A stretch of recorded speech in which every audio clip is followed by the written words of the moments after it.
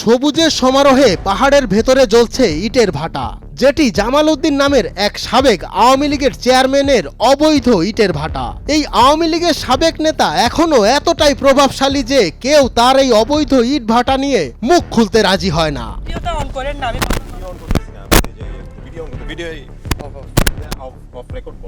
জামাল উদ্দিন এই ব্যক্তি ছিলেন পার্বত্য চট্টগ্রামের আলীকদম উপজেলার আওয়ামী লীগের সভাপতি ও নৌকা প্রতীকে নির্বাচিত কয়েকবারের চেয়ারম্যান। জামাল চেয়ারম্যান লেখাপড়া শেষ করি আলীকদম আওয়ামী লীগের সভাপতি হিসেবে দায়িত্ব পালন করছি। সরেজমিনে গিয়ে দেখা যায় আওয়ামী লীগ সরকারের পতনের পরও কোনো এক অদৃশ্য ক্ষমতা বলে স্থানীয় প্রশাসনকে নিয়ন্ত্রণ করে সেই আগের অবৈধ ইটের ভাটার ব্যবসা এখনো চালিয়ে যাচ্ছে এই জামাল। এখনো ঠিকাদারি ব্যবসা করেন।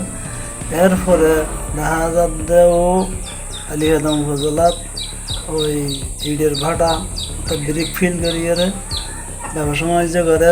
ব্রিক ফিলের কারণে দেশের পরিবেশ নষ্ট। ইট প্রস্তুত ও ভাটা স্থাপন আইন 2013 বলছে সরকারি বা ব্যক্তি মালিকানাধীন বন, অভয়ারণ্য, বাগান বা জলাভূমিতে ইট ভাটা স্থাপন নিষিদ্ধ।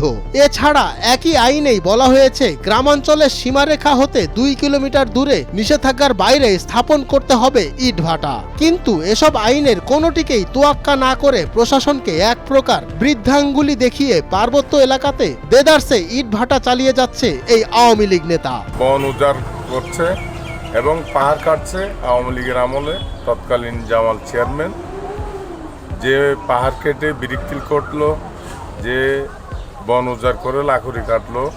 আলীকদম উপজেলাবাসীর অনেক ক্ষয়ক্ষতি হচ্ছে।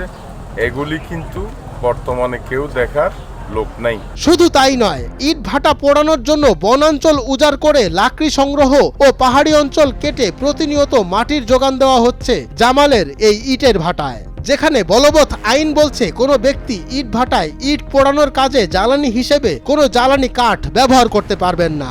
এ ব্যাপারে জামালের সাথে মুঠোফোনে যোগাযোগ করা হলে তিনি আর্থিক লেনদেনের জন্য বিকাশ নম্বর চেয়ে বসেন। তো এটাতেই আসেনি আমার ওই বিকাশ নগদ আছে কিনা, অসুবিধা নাই, এটা বা হিসাবে আর কি কিছু সম্মানী করে দিই আমি। সম্প্রতি নয়াদিগন্তের সংবাদ সংগ্রহের তৎপরতায় জামালের ইটের ভাটায় 50,000 টাকা জরিমানা সহ বন্ধ করে দেওয়া হয় এর সকল কার্যক্রম। কিন্তু সূত্র নিশ্চিত করেছে জরিমানা ও বন্ধের মাত্র 2 দিন পরই পুনরায় পুরোদমে কাজ চলছে সাবেক এই আওয়ামী লীগ সভাপতির ইটের ভাটায়। এ ব্যাপারে আলীকদম উপজেলার নির্বাহী অফিসারকে মুঠোফোনে বেশ কবার কল করার পরও পাওয়া যায়নি।